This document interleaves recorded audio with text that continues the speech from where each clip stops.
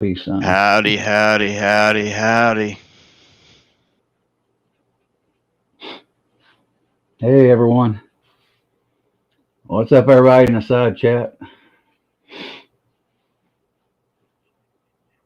Hold on. Oh, Andy's there. What's up, Andy?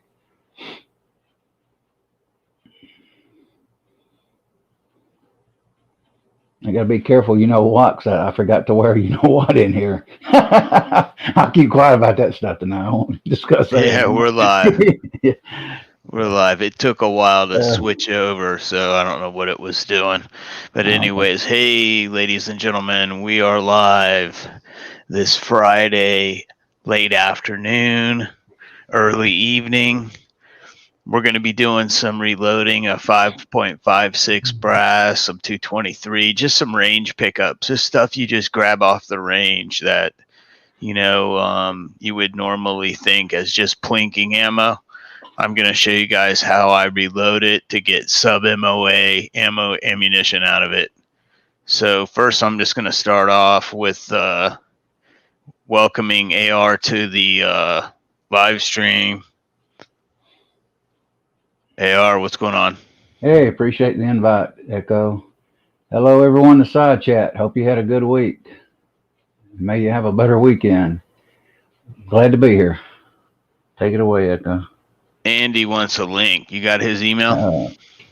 No, I don't. I may. Let me see. I'm not really sure. Let me shut the camera off. Hang on a minute. Stop cam. Hang on a second. Alright. I've got a forward here. It may have his email on it. Let's see.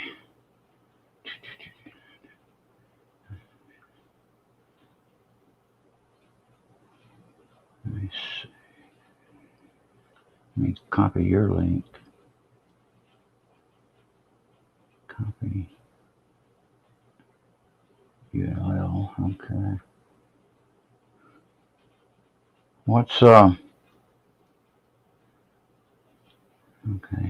How do you, I need to send it to his email. I don't have his email, right? Yeah. I think I may have it in a thing you forward me. Hold on a minute. Let me see here. Let me see if I do have it. I don't know if I didn't think I did, but maybe I do. Yeah, I don't see it. In your forward emails, I don't see it. Okay, let's see. We need to put him in here. Yes, we do. They can hear us, right? Yeah, they can. Everybody can hear us. Hang in there, Andy. I do not have it either. Why don't we put it in a side chat and just control who comes on anyway? Can you do that? No, I can't. Yeah. Okay. Hey, Rick, what's going on, brother? Andy 79 Z28. Let's see. Hey, don't you have an email that's for your channel? Who, me? Yeah. Yeah. Yeah. Tell them you can put that up on there, can't you? Post that in the side chat. Okay. And have Andy send you an email, and then just paste it and send it back to him. Okay, hold on. That way, it's like it's a good thing we're not launching rockets into outer space. Yeah. They'd be like, we'd be like, Houston, we have a problem. I'd be like, well, shit, you're SOL. Yep. Let me see, I found it. Let me get on there. We'd be like, Houston, we have a problem. I'd be like, well. Here you go, Andy. Here's my email, Andy.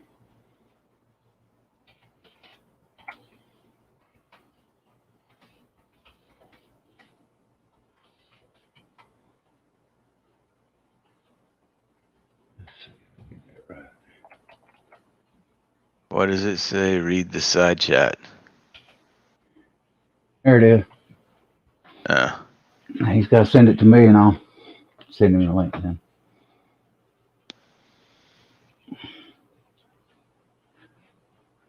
All right, so basically what I'm going to do is show you guys how I set up my dies. You can, spend quite a bit of money trying to do this. You can do it by fitting it to your chamber, but this way is going to guarantee you that you're bumping the shoulder back 5 thousandths for an auto loading AR-15. That's going to mean, so basically I'm going to be using a Hornady comparator, and it's a headspace comparator. Now it's going to give you a number that is relative to the size of the case compared to the size of the hole in the actual comparator. Now that number is not an accurate reading of your headspace. If you want a supreme accurate reading, you need to use an ReLOADING instant indicator, and that has the ability to set itself to SAMI 0. So then you get a true reading on your case's headspace and how far forward the shoulder has been blown from SAMI 0. But what I'm doing is it's a relative number.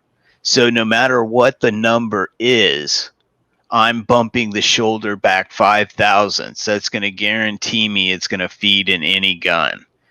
And I check the size of the brass, its headspace, because I've got a number that I know that I'm looking for, which is once fired factory ammunition, that it jumps right around the same. And that number is 1.461, 1.462, 1.460, right in there, about a 3 to 4 thousandths right in there on your headspace comparator. But once again, you may not get those exact numbers because your headspace comparator may not be exactly 100% true to SAMI spec, or to my comparator that's not SAMI spec either 100%. So the number is just relative. What we're trying to do is get a number, write that number down, zero out the caliper, and then drop it 5 thousandths negative from there. And then I know that I've knocked that shoulder back 5 thousandths of an inch. And basically, that's going to guarantee me a good feed on an AR-15 with no problems of it jamming in the chamber or causing me a severe problem with an out-of-battery discharge. But so, yeah, that's what I'm going to get started on. So were you able to send him a link, AR? Yes. I was wanting to know, did you want to tell them about how me and you did the comparator versus your number versus mine, and where you're ending up at based on my comparator? Remember we talked about that? Yeah. That's kind of interesting, isn't it? Yeah. Basically, what we were coming up with was he was using his instant indicator on his T7 ReLOADING turret press. And I was using my little Lee turret press, 4-hole turret press. And I was hitting it, and I was measuring it with the Hornady comparator, and I was getting 1.460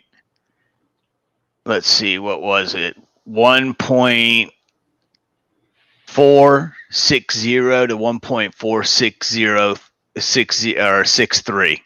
Mm-hmm. And when I would bump it back, just at about a quarter turn past flush, I was getting 5 thousandths to 6 thousandths jump backwards. So I backed off of it a little bit, and then I got right at about 4 to 5 thousandths. And then I went a little bit further and got 5 thousandths every time from the original number that I was looking at. And basically they all work in a chamber gauge. They all pass that test. The only time that they don't is when I can see that the head of the case is a little warped, from hard extraction, usually from a 16-inch barreled AR-15 with a carbine linked gas system. It will tend to overgas and throw the brass at like a 245 instead of 330 position, and basically it's extracting that brass before it has time to shrink back down a little bit to aid in its extraction. And that's why you'll notice on the M4 carbines and all the new AR-15s, they have a polymer post in the center of the extractor spring, along with an O-ring around the stainless steel extractor spring to aid in forcing that extractor not to slip off over the head. And we have a guest with us right now. So, Echo, what number were you going to end up coming up with your comparator at number 1.453 or 54? Do you think? Are you going? It's going to be about the same. Probably 1.454, I think, is what I was getting.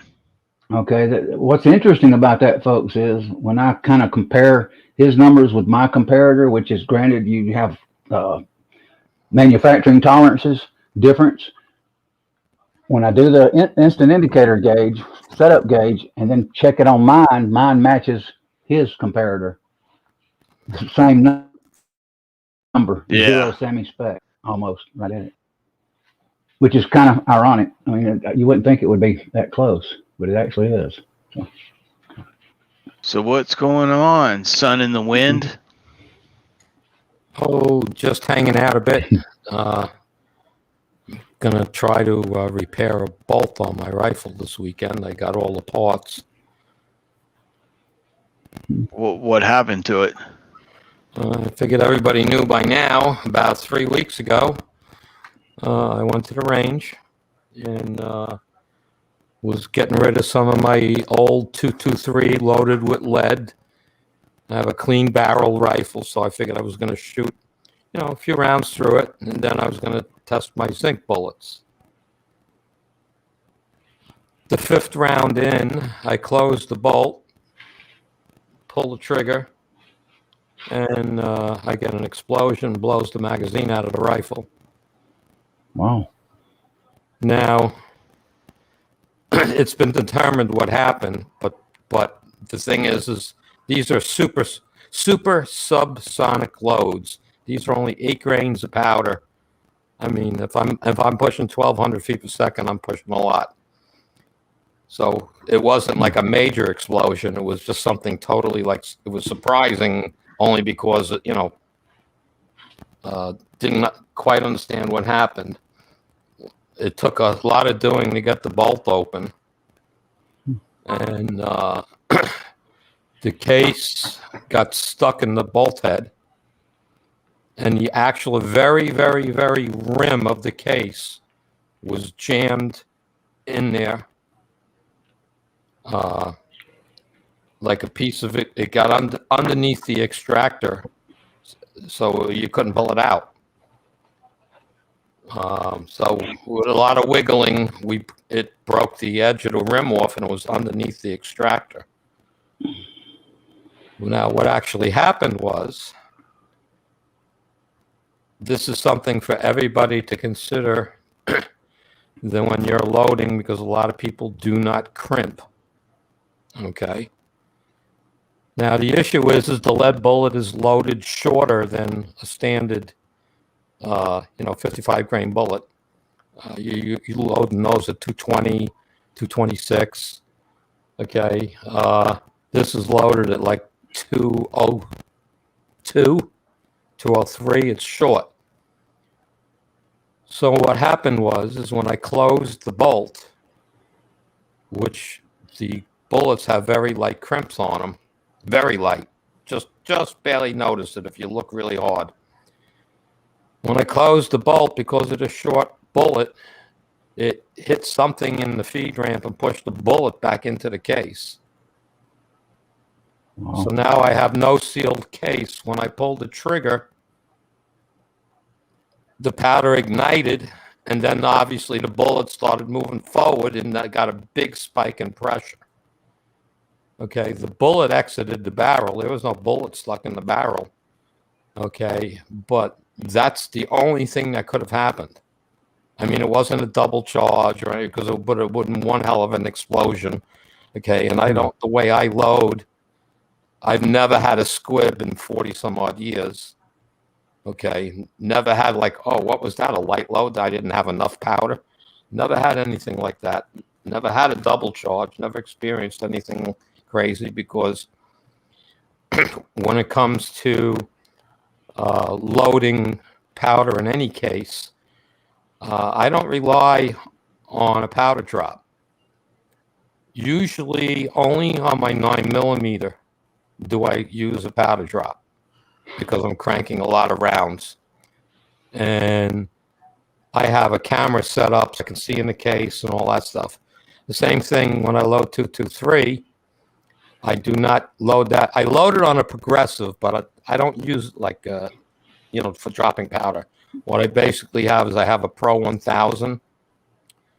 All my case prep is already done, off press. It's primed, it's belled, it's case expanded, it's all ready to go. And my powder is loaded off press. I use the Frankfurt Arsenal or my Hornady powder measure, the electric one.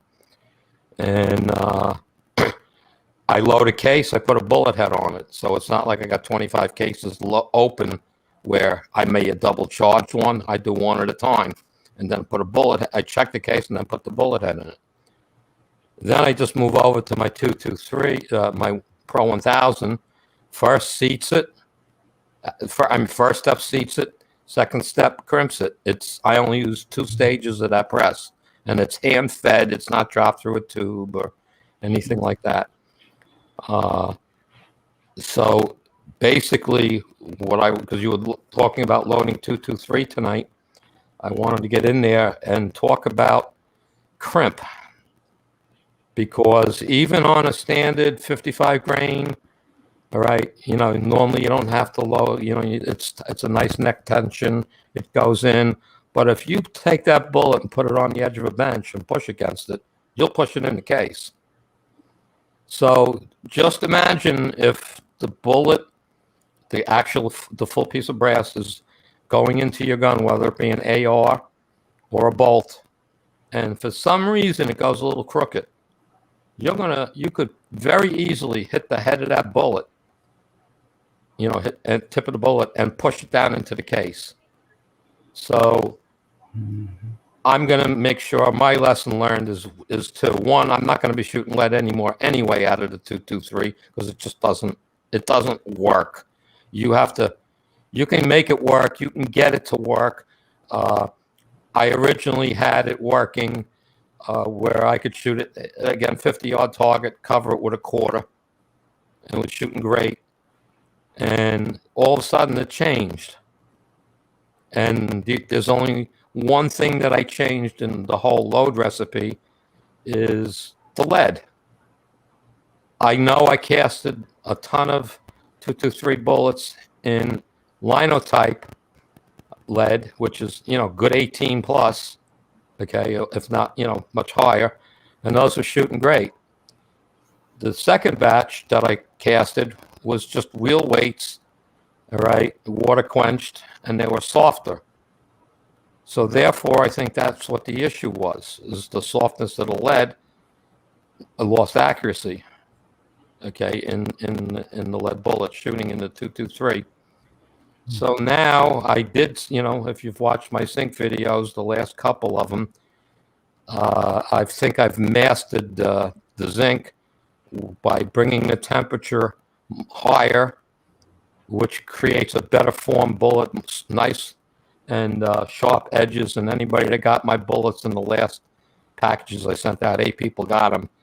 All right, they all saw the results of the loading at a high, the casting of a higher temperature. The difference in the sharpness of the bullets, all the edges and stuff. And you can cast with an aluminum mold. Because the reason you ruin your aluminum mold with zinc is if your temperature is where we've been doing it, 820 degrees or so,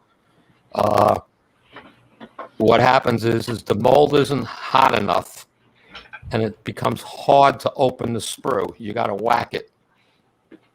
And everybody I talk to that's playing with zinc, and there's a lot of people outside of the group that we're in here. This, people I talk to on Facebook and MeWe, they're all in that 820 thing, and they've all ruined aluminum molds, including myself. But I was trying to cast 223 out of my NOE mold. I didn't care if I ruined the mold or not because it doesn't shoot well out of DAR. Same with the, I have two different NOE molds, a Lyman mold, and the Lee mold, and none of them shoot. They're all different weights, different lengths, etc., and they're all over the place. So I didn't care if I ruined the molds. So I took the NOE mold and I casted two different bullets in it. One comes out at 35 grains in zinc, and the other comes out at 39 grains in zinc. And I loaded them up in my subsonic loads to go test it out. And I never got to pull the trigger to find out. Because of the heat difference that I'm casting in zinc now, we're talking 860, 870 degrees. It took that amount of temperature to get those 223 bullets to cast nice, period. They weren't filling out, which is the same problem I had with the NOE molds casting lead. And the answer was bringing the temperature of the lead up. So I applied that to the zinc. Once the temperature was up there, the mold, the screw plate would open just as easy as if you were casting lead. Okay, you know how easy they open? You open it with your fingers. It took nothing to open it up. So I casted a bunch of those, and now I took out my, I have that one mold left in 30 caliber, the Lee, the missile mold, 230 grain missile. And that's a very small mold. It's a 2-cavity mold. There's not a lot of aluminum in the blocks and stuff like that. And people are always saying, we use them and we ruin our aluminum molds. It's because how hard you hit it. It's not because of the zinc. It's how hard you hit it. What happens is you oblong the base of the mold because of how hard you're hitting it. Okay? That is why you ruin the aluminum molds with zinc. So by bringing the temperature up, the zinc cut felt tremendously easy. It was, like I said, like casting lead. So with that fact known, I now switched over to my steel molds to cast my 9mm, some other 30 caliber stuff, some 357 stuff. And with the temperature increased, if you've seen any of the videos, how we talked about tapping the mold on something as you pour in the zinc to help fill out the edges, you don't have to do that no more. Just bring the temperature up about 870 degrees, and you cast it like it's lead, perfect bases, perfect everything. So, again, just I didn't want to go off track with the zinc there, but when you're loading 3006, it doesn't matter. I don't have a lot of different guns. 3006 is my rifle round, and 223 is my rifle round. I've always crimped the 3006 much heavier because it's a real hot load, and I've backed off my loads where I'm shooting 12 grains of unique, okay, against subsonic loads, maybe 1,200 feet per second or so. And my zinc bullets, they shoot better than store-bought, they shoot straighter, more accurate than your spear bullets for what I do. I want to shoot the gun all day long, and I can't shoot a 3006 all day long. It kills my shoulder. So that's why I've gone to the sub loads. And the crimp, I've always made a heavier crimp on a 3006. Okay, and I'm using the Lee factory crimp die, so it's not like I'm putting a heavy roll crimp on. I'm using a Lee factory crimp die, but I put a heavy crimp on it. No issues. You can't push the bullet in if you put it up against the edge of your bench and try to push it in. But the 223, I have about 1,000 plus loaded in lead, and I could push every one of them in.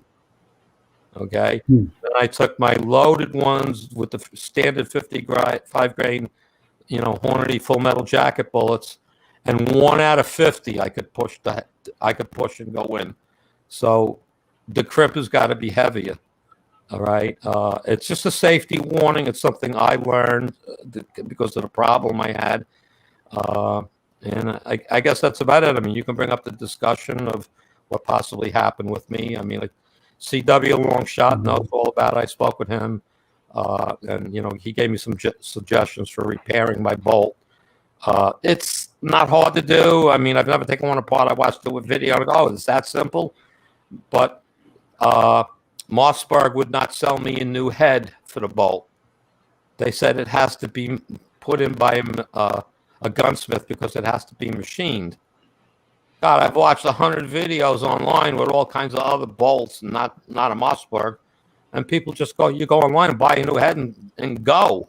So I don't know what they're talking about. They won't sell the bolt head. Not that mine's damaged.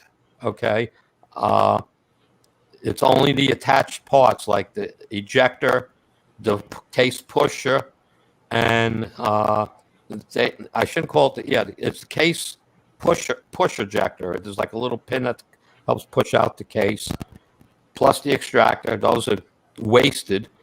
But there's also something on the Mossberg they have what's called a case pusher for when you when you close the bolt. It helps push the case forward. Those 3 pieces are gone. They're bent. They're broken. Whatever. I have all the new parts, and I took the bolt to work with me, and we won't get into exactly what I do, but I'm in electronics, and we X-ray parts. We have an X-ray machine that we use to X-ray parts for shorts, internal shorts, to see if they're counterfeit, things like that. So I brought the bolt in I tried to magnaflux it with an X-ray machine. So I looking at the head of it, and I turned it in different directions and whatnot, and kept looking at it. And I couldn't see any hairline fractures in it or anything. So I think the bolt's good to go. Now I just have to fully disassemble it, get the broken parts out, put the new parts in, and then if it closes fine. What I'll probably do is just put a couple of resized brass, put a couple of primers in it, just close up, see how the bolt closes, and pop it to make sure it's firing and ejecting. And I'll try the ejecting and stuff before I try to fire it. But I'm just going to try 1 or 2 with a primer to just see that everything is good. The firing pin's not broke or damaged. The head ain't flattened because it already fired. So the firing pin was back inside the bolt, so it didn't get any damage, just the exposed pieces. So again, that's just something I wanted to throw out there. You guys, when you doing your 223 loading, it's possible you may want to mention this in some of your, like you're going to be talking about reloading 223. A lot of people just set in that tension and go with that. I'm a little leery of that now. So not that I did that, okay? I just used a light crimp. I wouldn't need a heavy crimp. Well, let me ask you this. How much powder were you using? Because it almost sounds like you were using such a light load that it had either a burn from top to bottom or from front to back instead of from back to front. No, all right. It's if you go online, look around, there's plenty of manufacturers that show their powder with a low charge like that in the 238 grains. Okay. Okay. I'm just not familiar with the powder. Yeah, it's not a made up thing. Okay. Now, what is made up is the powder I'm using. Okay, but the powder I'm using, it's a Winchester powder. It's called Winchester WSH. Okay, and I'm shooting that and everything. I've worked loads up for everything.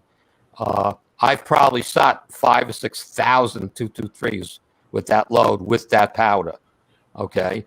I have no problem. It's fine. There's never an ejection problem or anything like that with it. Even in I have two ARs. One is a semi-automatic, okay, and it won't throw the bolt back, but I, played with it in that to see the accuracy. And then I have an AR that I built, and I built a semi-automatic, but I bought the Cali bolt, which makes it a single shot. And I bought that specifically because I wanted every feature on my AR. In New York, we can't have things if it's fully if it's semi-automatic. My other one really isn't semi-automatic. There's a gadget on it that they don't sell anymore that when you fire the gun, it keeps the bolt open. You just push a lever and, and it closes again, ready to go. But it's a good question there. I mean, I'm using Winchester WSH, and you're loading it pretty much at green dot.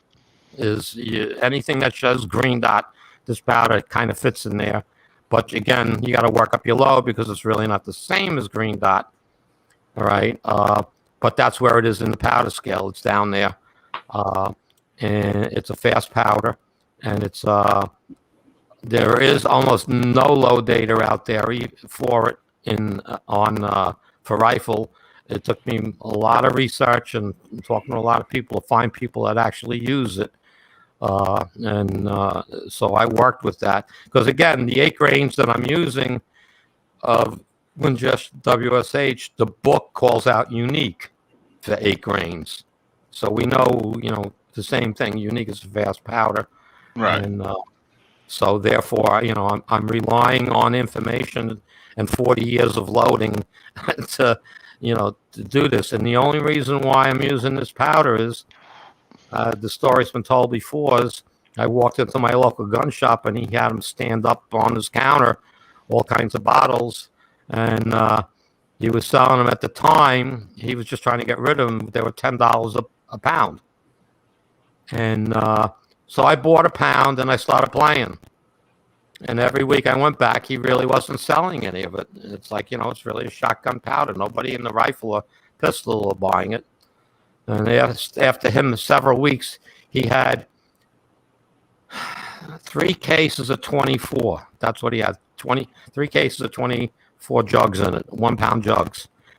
He managed to unload 1 caseload. That was it. And it sat and it sat and it sat. And I said, look, I'll take them all. I'll give you $1 a piece. He said, get them out of my store. Hey, there you go. So I bought 48 pounds of this stuff for $1 a pound. So yeah, you get a deal like that, just like this, because it's such a hard time right now finding powders. People are trying different powders and stuff because that's what they can get their hands on. Everybody goes into that uncharted territory. I figured the worst case is I'll make fireworks with it, That's okay. Yeah, there you go. You can make 4th of July fireworks if you need to. But I'm glad you weren't hurt, man. That's the most important thing. Yeah, I mean, it was not violent at all. It was like, what was that? I mean, you know what I mean? It's like you would probably the reaction to me was like, I guess you would say, it was like, did I overcharge that round? That was my first reaction. And then I realized the magazine wasn't in the gun anymore. Okay.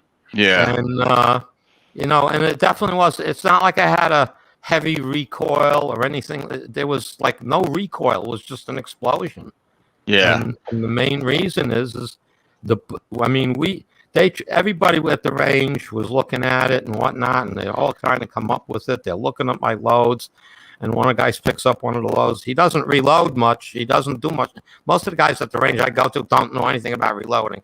He's taking a bolt and he's pushing the tip against the bench. And he took one and he pushed it and it went in. And he says, that's what happened to you. When you closed the bolt, it pushed in.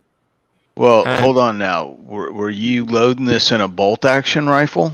Yeah. Because that's weird. Usually the way the bottleneck casing works in a bolt action rifle, it usually doesn't make contact with the bullet unless you have it loaded so long that you're basically kissing the rifling like they do in bench rest shooting. That's why I'm wondering. Yeah, no, it wasn't. They're definitely not loaded long, but right. That's what I'm saying. You have a limitation of the magazine. Right, So you can only exactly. load it that long. You're not putting it in a magazine. But when I loaded, when you put these in a magazine, it's short. When you stand it Right, up next to right. a 55 grain, Hornady, whatever, it's short. Okay. And what I'm thinking happened is as I closed the bolt, the brass went up for some reason went up at a higher angle. Mhm. Okay, and it hit the bullet head as I closed it, and then it went in. It's the only thing I can think of because it was not a double charge. Because it would Right, have been twice what it was. You know what I'm saying? right. Yeah, This you was would have more like had. what the. This was more like what the heck.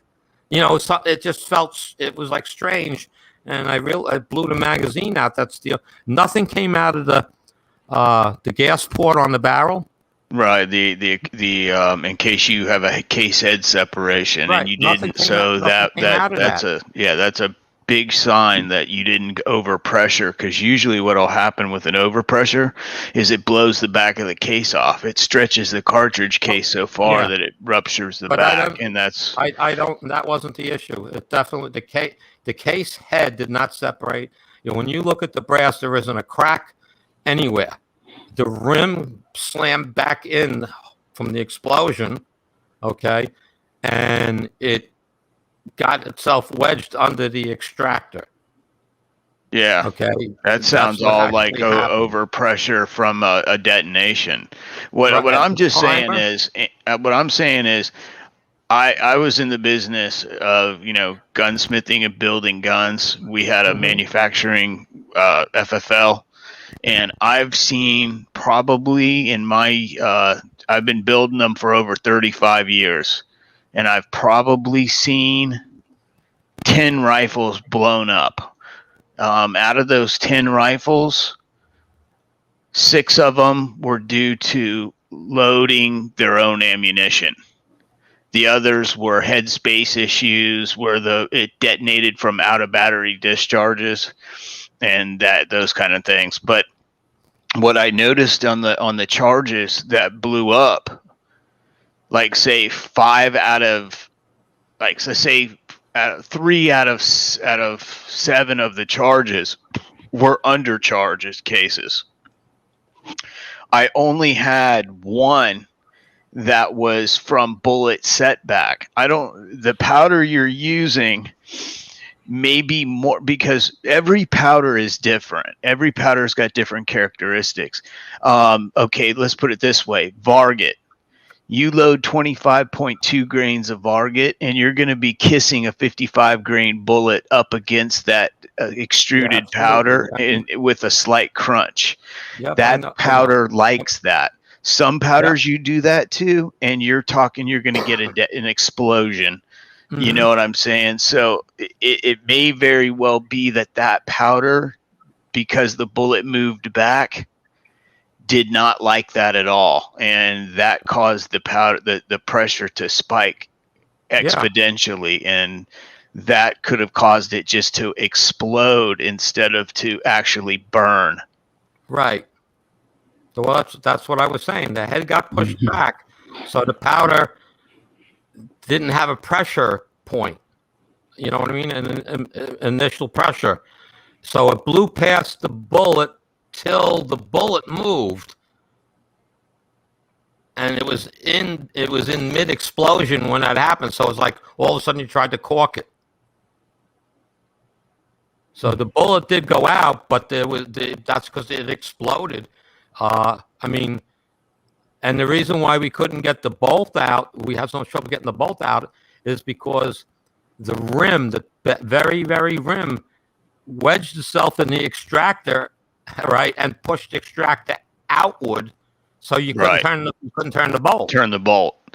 Yeah. And you guys thought probably at first that the locking lugs had been gnarled, galled, where you couldn't get it open. I've seen that happen from high Right. pressure overloads, And where it galls the bolt lug so bad that Yeah. you gotta redo the barrel. no, this was. I mean, I have the bolt basically. I have the extractor removed, and there's what they call the case pusher for when you close the bolt. I have that removed because it was bent. Okay. You can close the bolt and lock it. There's no play in it. It sounds like you were very lucky. You know, Mhm. so yeah, well, again, it was surprising. It wasn't like, holy shit, my gun blew up. You know what I mean? It wasn't that kind of an explosion. Right. Okay. But I'm trying to figure out how it blew the magazine out. Usually what happens is back pressure will come back along where the bolt is. It's not airtight sealed there, and it vents down. Okay. Yeah. So what probably happened was here's the bullet head got pushed in. So when it fired, there was no case expansion. That's why it blew out the magazine. There was no case expansion. Right. Yeah, he was saying that. Interesting. There was no case expansion because the initial explosion, how should I put it? The initial explosion passed the bullet. It went past the bullet before the bullet moved forward. Oh, Right. I see what you're saying. It went to go, the powder did, and it started pushing that bullet forward. And as soon as that bullet hit its ogive, it started building more pressure. Right. And it was lucky for you that most of that powder had already burnt, or you probably would have blown that rifle right up. Yeah, again, it wasn't a big charge, but still. It was probably enough, though, on the way that was doing a sudden sharp spike like that. Yeah. Can cause a detonation. That I'm just glad you're all right, man. Whatever caused it, I'm just glad you're all right, and it didn't destroy your gun. That's another bonus. Oh yeah, it's I'm just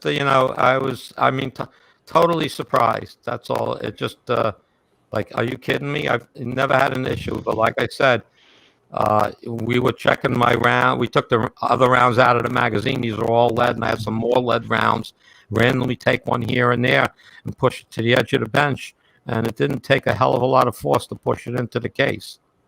So, therefore, saying the crimp was light, but when the bolt closed, the bullet itself angled slightly different, and have to catch the tip. It's the only thing that makes sense. And push it into the case. It's the only thing that makes sense.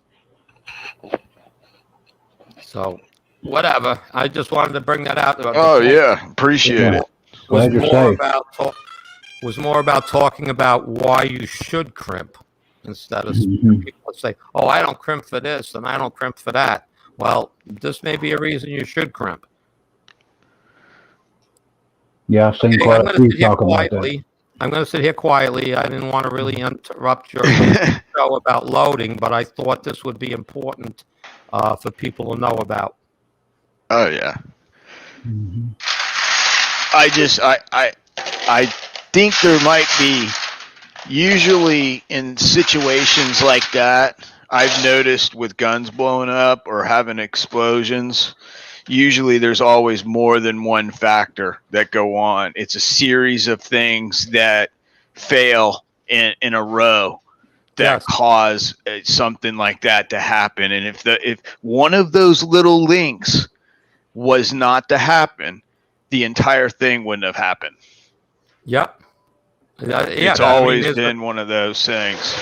There's a cause and a reaction. So again, I'm the only thing I can come up with after pushing on a bunch of the loaded rounds, that the head came in at a different angle, didn't come out of the magazine correctly, whatever you want to label it, and it caught the bullet head as I closed the bolt and pushed it back.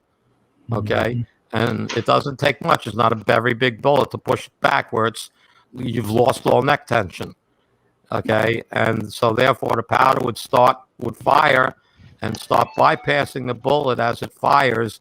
As the pressure increases, it would have forced the bullet forward and create, at that point, the powder's, let's say, 1/3 burnt or more. and it created that pressure spike when now you plug the hole. When the bullet plugged the hole, as it moved forward, that's what caused the explosion. I've seen some on the forums and this, that, and the other on the internet, and they say, "Oh, I do 223 in my AR, and I don't even crimp." And I never felt comfortable doing that. Yeah, in an AR-15 or a Mini 14 or any semi-automatic gas operated firearm, you need to have a crimped cartridge. I'm here to tell you, if you don't, you're asking for some issues.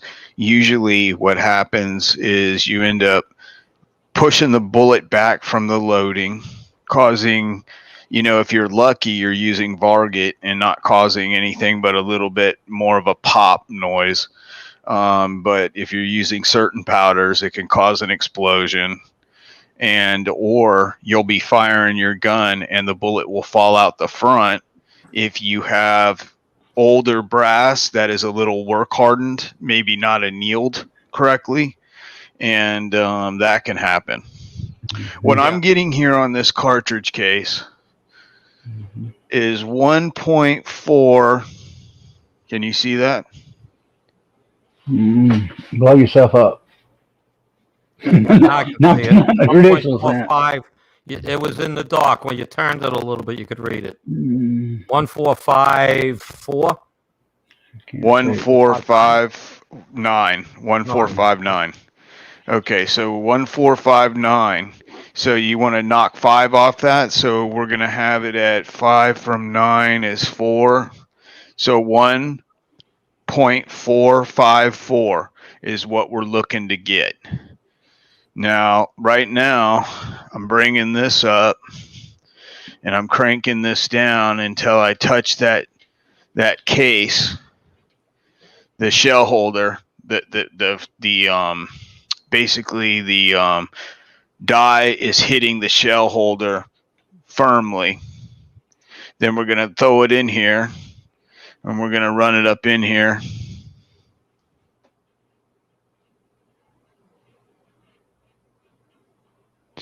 And if everything goes right, we'll see it grow in length, because just like a tube of toothpaste, when you squeeze it in the middle along the sides of this brass without knocking the shoulder back, it's going to grow in overall length.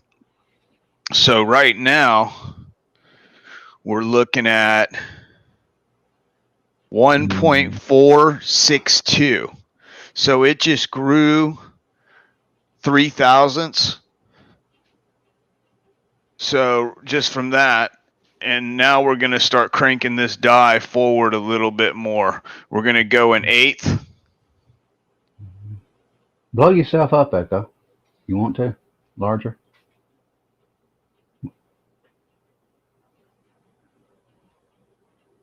You guys always want me blowing myself up. Just for a minute. Okay. Let everybody see at least a little bit here. Yeah. All right, so I turned it in this time an 1/8. And we're going to see if that starts to knock the shoulder back on this piece of brass, which I'm starting to feel it a little bit. Okay, now I'm back to 1.459. 1.459. So now what we're going to do is we're going to turn this a little bit more. Not quite a quarter, but we're getting close. And now I'm using the same piece of brass. So what it's doing is it's slowly starting to work harden this brass a little bit. So you got to be aware of that. So you may have to hold it for a couple of seconds with a little bit of weight on it when you're running it up. This is a dead stop press, meaning that when it goes up, it dead stops. It stops to, it does not cam over. So if you have a cam over press, you're slowly increasing the cam over and checking it on your Hornady headspace comparator. Now this was 5.9. Okay, look at that. Now we're at 1.455. So we're dropping it back, you know, right where I want it, 1.455, because most of them that I've seen, now this is all range brass, is 1.460 and to 1.463. So this is dropping it back to 1.455, which is 5 thousandths plus a couple thousandths on the ones that are blown forward a little bit more. So that's fine. Nothing wrong with that. What we'll do is Tim Man's got a question, Echo. Go ahead and read it to me, brother. It's not about the loading, but it said, did you get the brass from a guy I messaged you about? No, this brass is just some stuff that I'm still using up. Is that Tin Man? Yes. Yeah, tell him. Yeah, Tin Man. No, this is not that brass. This is still my brass. I'm gonna get some.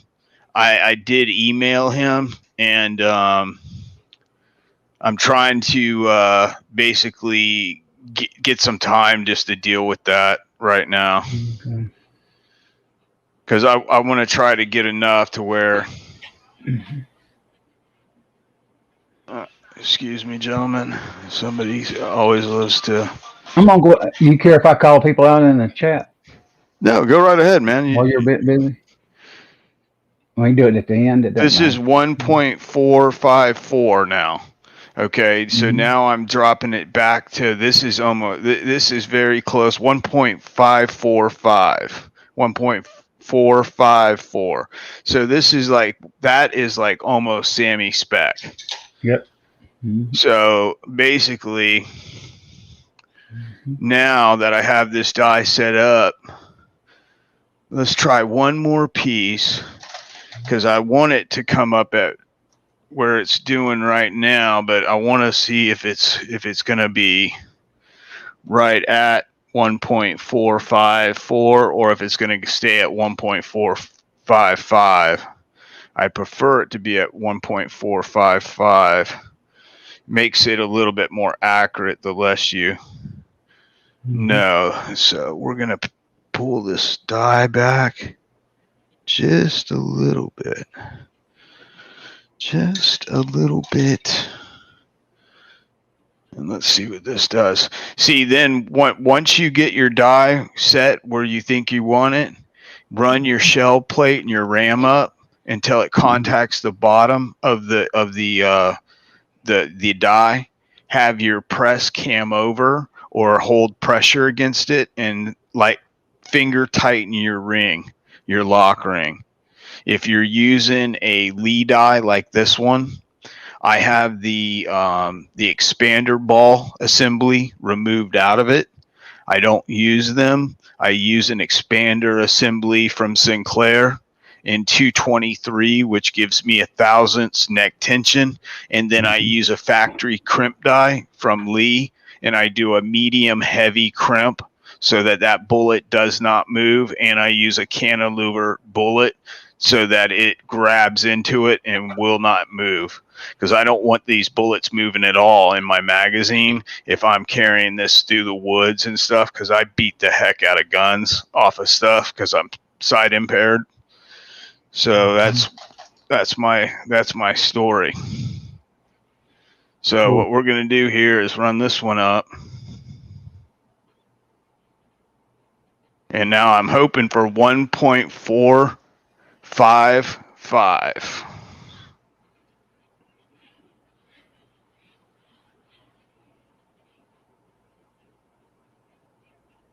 And I got 1.454.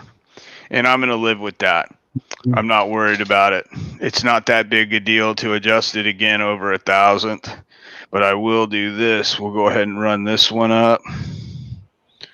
And then we'll set up this expander die.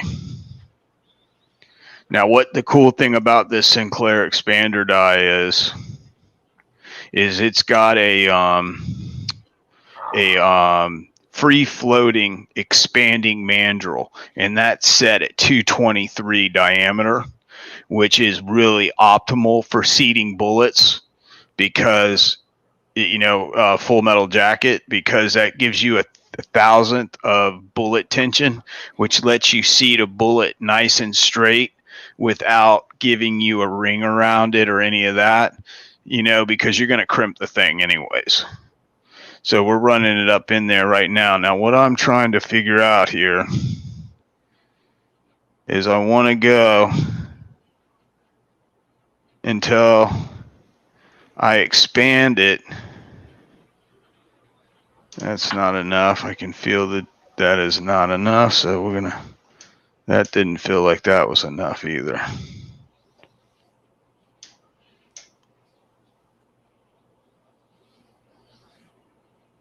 Turn this down right there and we'll see. I got a piece of brass up in there expanding, and I'm going to turn this lock ring down. Boy, these new Lee lock rings are deadly on your fingers. I bet. Yeah. They're sharp. They take a little tool to tighten or your fingers. And I'm telling you, I'm not going to have any skin left after I do this a few times. All right, let's see. That felt like it was expanding a little bit. Let me. So you like the old style better? What do you mean, the old style? The ones without those little sharp things. Aluminum Lee. Aluminum Lee with the O-ring. Yeah, well, I like the O-rings. I'm old school. The cool thing about the O-rings that most people don't tell you about is that when you set this die up and you lock it down with an O-ring, okay, that O-ring lets this die flex a little bit. So even though I'm switching from one die to another, which normally just that little bit of movement is going to cause a little bit of deflection. What this does is, if you watch the top of this entire turret, instead of tilting back, the whole turret lifts straight up and hits stopping spots, within a few thousandths.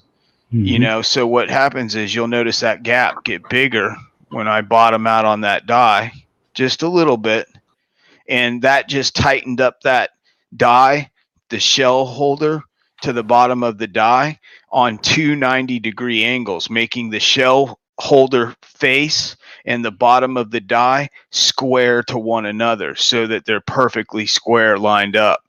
I'm getting like a half a thousandth of run out doing range brass like that. This isn't Lapua. This isn't Peterson.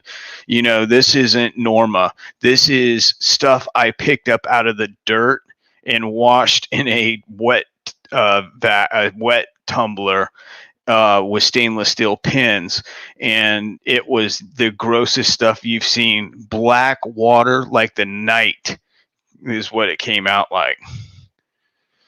And basically that's how these presses work, and that's how, for an inexpensive press, they're able to get such good results as far as with everything the way it is.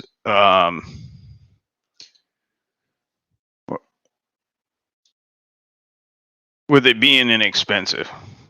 Now, they have gone up in price because we have inflation, and they've got the whole thing going on with reloading where they're trying to mark everything up a little bit more. So I did price it, and I found it on Amazon for about $189, which is way overpriced. I paid $110 on Amazon for this one. Now, what we're looking for in a brass in length is 1.750. I like to usually trim them a little bit to 1.745, but this one is 1.750, so that's like perfect. And the mouth expanded.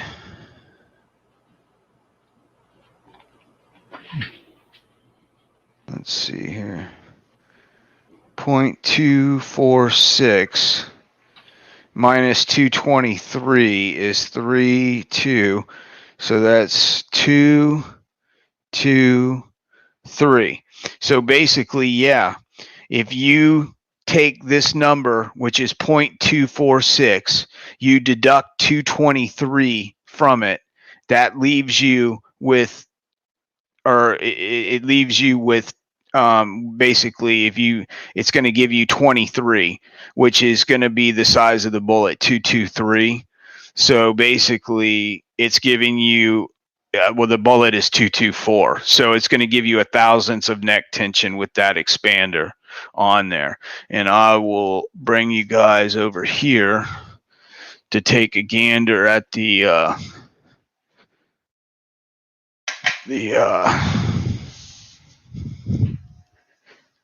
see how much concentricity this thing has on it. Hold on. All this stuff moved all over the place.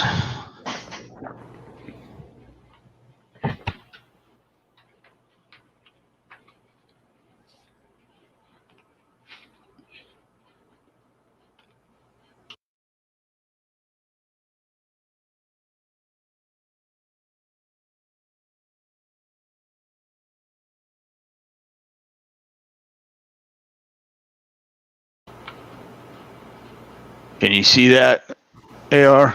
Yes, I can see it. Mm-hmm.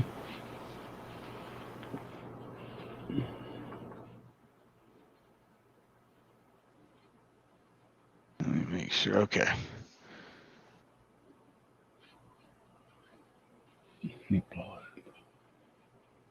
Tell me how much that thing's moving, because I can't see it. Okay. About a half a thou. About a half a thou. Yeah. Now, this isn't on anything special, fellas. This is range brass. That's what I'm talking about. The concentricity that you get in that die, that Lee die, you can buy normal times $18. I think you can get them from Titan Reloading for $18.95 for a full length Lee sizing die. And I'm just turning out a half a thousandth out of some brass that I can't even read the name off of. You know what I'm saying? So that's what I'm talking about. This is a cheap way to set up your dies to where you're not cranking that shoulder back so much that you're going to wear your brass out prematurely and cause a case head separation or a split neck.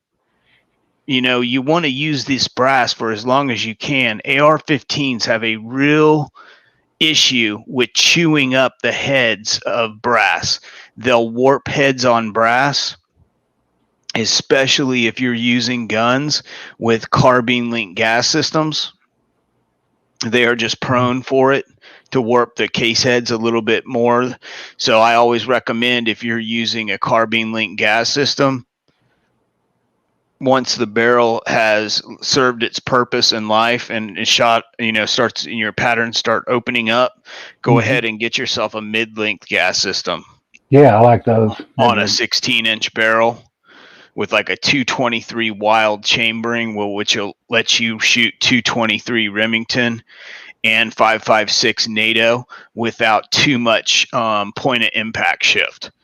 And you can get some pretty damn good barrels from Ballistic Advantage here in Orlando, Florida, which where I grew up, right down the street, actually, from where I went to high school and lived, is their corporate headquarters and for Ballistic Advantage. But yeah, that's basically that part of it, and that's going to be the first part that we do on this series. Is we're just resizing brass, and I'm going to show you real quick what I'm actually getting this brass from and what it looks like. I wanted to give you guys an idea of what I'm starting with here. I see that mini 14.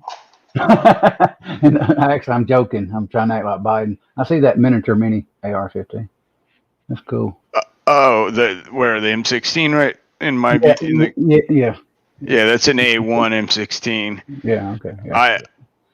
I tell you what, man, I cannot believe what Brownell's charging for that stuff now. When I was first building their retro kits, I was one of the guys that found that they had drilled too far with their when they were putting the gas port journal in the barrels. They had over drilled it and went into the hard chrome rifling on the bottom. And I just found it I was running my bore scope down the barrel, just checking all the rifling and seeing how good or bad it looked inside the barrel. Mm-hmm. And I get up and I see the gas port and I'm checking to make sure how smooth it is, because that affects when bullets transverse over that gas port opening. They will contact the bullet in kind of an adverse way sometimes, if not smooth. And when I spun the scope around, I see a drill mark, like a 32nd of an inch down into the bottom of the barrel. I was like, oh no. And I got 2 of them like that. And then I told them what was going on. And basically they discontinued the barrels and had them redone. And basically then I had another problem with the barrel. They was something else. I can't remember what it was. And they redid them again. And now they've got them right. And the barrels actually are really good that they're using now. But this brass that I'm using, this is stuff that I picked up at our local range, and I wet tumbled, so it's clean. And then what I'll do is, what I'll show you, I'll do one other step with you. I'll go ahead and show you how I do my primer pockets for this stuff. This stuff here is this. I just wanted to show you what condition of brass looked like that we're starting with after being wet tumbled, and with stainless steel media. Then we'll come over here and I'll show you the step right here we're doing.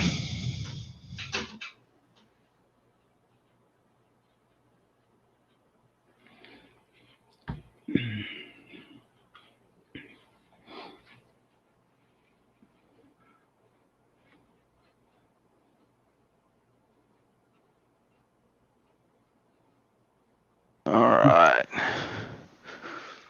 I like the bench. What? I like the bench. Can you hear me? Yeah, I can hear you. Mm-hmm. I was just ignoring you, Elliot. No, I'm just kidding.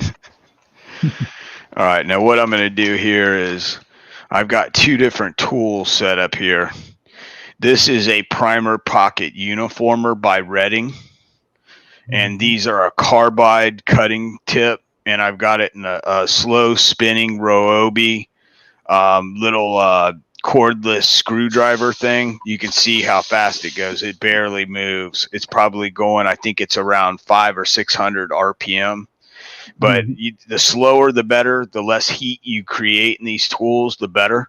And then you just hold it in there, run it for a couple seconds, turn it back and forth. It hits all the high spots. Brings it out. I'll show you that in just a second. Then I'm going to run it through this one. This is the RCBS military crimp remover. Does that work for you? That the RCBS? Oh yeah.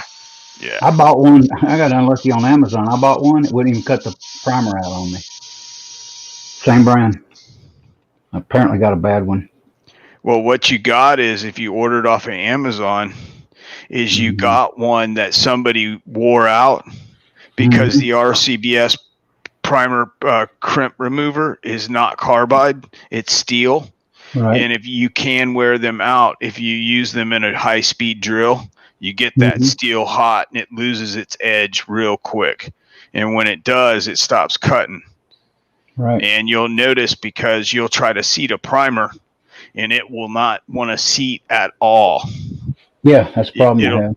Yeah. If you look right here, can you see in there, AR, can you see how clean that primer pocket is? Yeah, I see the clean.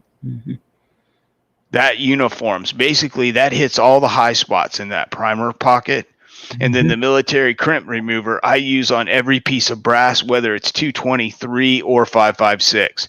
And the reason why I do it is because I don't want to sit there with my eyesight and try to see which pieces are military and which pieces are just regular 223, because even some 223 will have military crimps or stakes. So I just cut them all. It doesn't make a difference. It doesn't hurt the primer pocket, and I uniform it to take any of the high spots out in case it was 556. Sometime the primer pocket will warp a little bit from the rim being warped from it being such a high pressure 62,000 PSI cartridge. So basically that's what I do. I grab them like that. Let me grab that other deal here. I can throw them in here when I'm done. But yeah, and you go through each one, and then, you know, each time you look at these pieces of brass, because you're working with them constantly, you inspect them. You make sure that you don't have any split necks or split mouths on the necks. You don't have any huge dents that you're going to kind of be scared of to reload. You know, give it the old once over. This had a primer pocket because it wouldn't sit flat. I can hear it cutting it out too. Yeah, I need to buy me one of those again and try it. Yeah, what I recommend is, and I'm going to tell people this, and this is the honest to God's truth, don't buy your reloading stuff off Amazon. And it has nothing to do with their politics. They're anti-gun as hell. But the people they employ there are also anti-gun. And I have gotten multiple items that have been purposely, I think, my opinion, of course, purposely damaged by employees because they don't like the people who buy those products. Wouldn't surprise me. Yeah, so I think you have much better luck buying those things from somewhere like Graff & Son, Midway, Brownell, somewhere where you know they give a care about the people that actually buy the products from them. Can you see that in there? Yeah, it's real shiny. Yeah. Looks like it. Yeah. So basically that's what I do to get them right. And once you do them one time, you never have to do them again. You know, so this is a one-time thing that I do.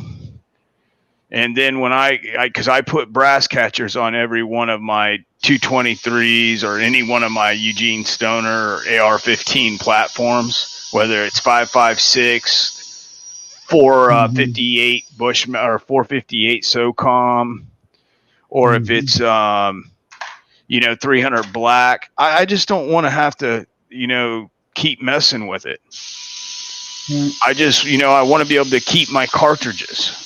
I don't want to have to go and chase them down because I'm hard of sight. I don't see very well. And these little tiny 223s, they go everywhere, especially at an outdoor range. They'll go into the grass. I'll do this again because that one had some stuff. And I will never see them again. So I keep brass catchers. And I also use a particular one, which I will put in the comments, and I'll pin it. So if anybody's interested, because Amazon does sell that, and I'm pretty sure they don't do anything to them because there's nothing really you can do to them. They're basically just a nylon bag with a metal clip in it and a reinforced bar inside. But they hold about 100 rounds of 5.56. So the cool thing is you keep all of your brass. You don't have to go and hunt it down. And then any other brass that you pick up is basically free. It's just extra bonus brass. So there I did, 5 cartridges in the first part of the video. This is going to be, how to get started doing 223 for a reasonable price. And like I was saying, these tools are relatively cheap. You don't even need both of them. You can have one and just run them all through on the primer pocket uniformer, and then run them all through on the military crimp remover. And then you come back over here and you're looking at a press that normally is around $125. So, and you can't go wrong with it.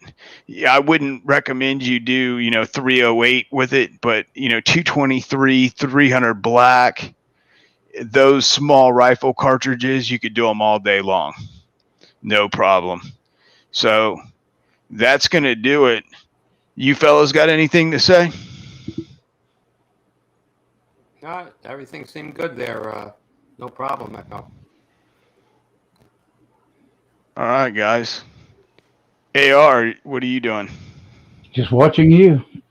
Just watching me as usual. Listening. You guys want to have like a little talk now? A little chit chat? Yeah, 13 or 14 on earlier or during this. I was wondering, you want to call them out now or call through at the end? Or just go through the chat for a minute? You can call them out. Let's see who we got on here. Vanessa's here. Hey, Miss Vanessa, what's going on? Go ahead, AR. Okay. You call them out because, my vision is horrible. Okay. 67 Rebel, welcome. Andy, Jason Stewart, welcome. 67 Rebel again. Say Andy. Okay, hang on a minute. Andre D'Angelo, welcome. Glad to have you. Rick's Life as I See It was on here. You may still be. Good to see you. I've been watching your videos, Rick. Jason Stewart, hello. Who else? G23, good to see you. Let me see. Uncle John, good to see you. Barnaby Sanchez, good to see you. Glad you're on here. James Pollard. Sorry. Everybody messes his name up. I feel so bad because I do it too because I'm an idiot. Apparently I am too. Tin Man, good to see you. M. Gabriel, good to have you on here, man. It looks like that's it, I think. Vanessa, glad you're here. Lead Bullet Junkie, glad to see you. That's it. Welcome, everyone. Glad to have you on here.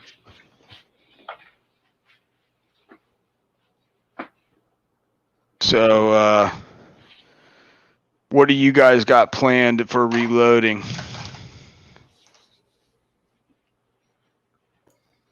Right now, I'm just going to fix my bolt. I'm loaded. I'm all reloaded. I got so much stuff loaded. It's crazy, but I'm got to put that bolt back together and then get out there and test the zinc. I have yes, sir. 5223 to finish here. I got to prime it, but don't like priming it on the press. So.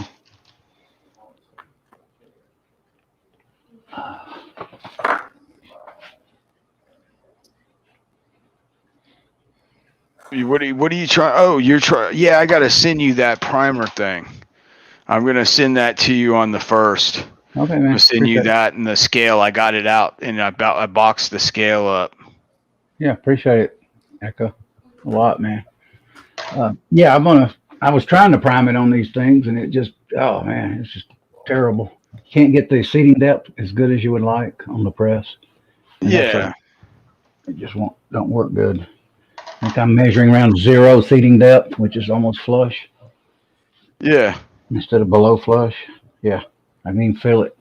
So I'm going to do that and finish those up. Are you uniforming your primer pockets? Yeah. You are?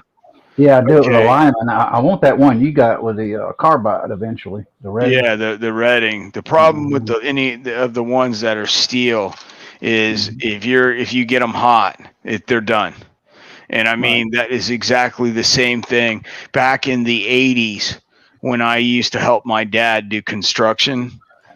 we had regular steel saw blades, and my dad would always, cut a piece of plywood, and he would stop about halfway through, pull the saw out, and let it sit and cool for a minute, because saw blades were like a big cost to guys that build houses and remodel houses. And he would let it sit for a minute, do something else that he was trying to set up, or do something staying in a positive direction, and then he would go back to cut that sheet, and then he'd go back. And basically, I was always like, man, you really got to let those things cool down. He's like, well, you don't have to.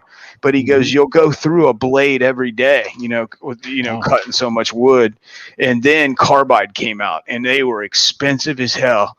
And my dad was like, I want to try one of those carbide bits. So one Father's Day, I bought him a chop saw, 10-inch, 130 tooth carbide finished chop saw saw blade, and a skill saw for his Black Cat, or his Saw Cat Black & Decker commercial grade skill saw. And he was so excited. He couldn't wait, dude. He was out in the garage cutting 2x4s, like scrap stuff. He was like, wow, this stuff cuts like butter. And I was just like, that's what the guy told me. He's like, dude, everybody's been buying these things for their dads, because it was a Father's Day thing coming up. And I was just like, yeah, obviously I'm glad I came when I did. I think I was at the little Ace hardware store up where we lived in College Park over in Orlando. Yeah, we have a College Park here in Atlanta. That's it's a common name for places around a lot. We have Rollins College, Valencia College, all that within 6 or 7, maybe 10 miles.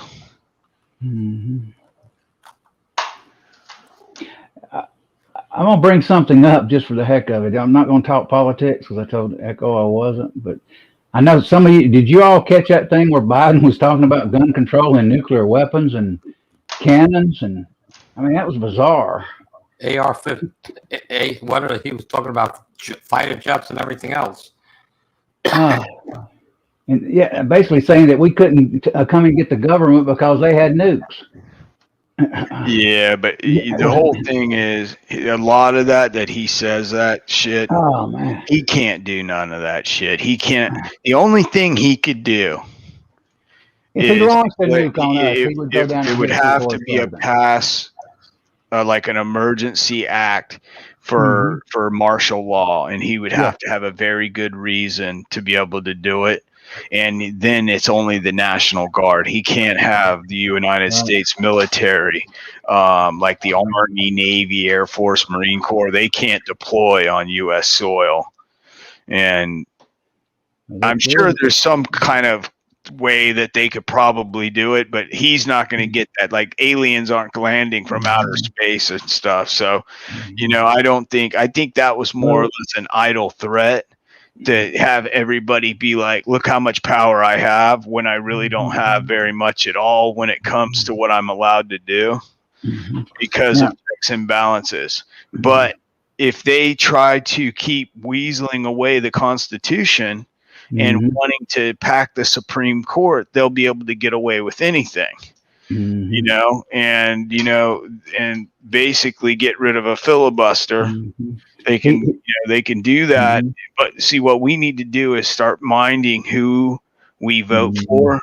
And obviously we can't do anything about like Nancy Pelosi, but Nancy Pelosi's got another 5 years max, and she's going to drop dead of a stroke or a heart attack. She's living off like the blood of little children or something. There's no way at 80 years old that woman is competent, number one.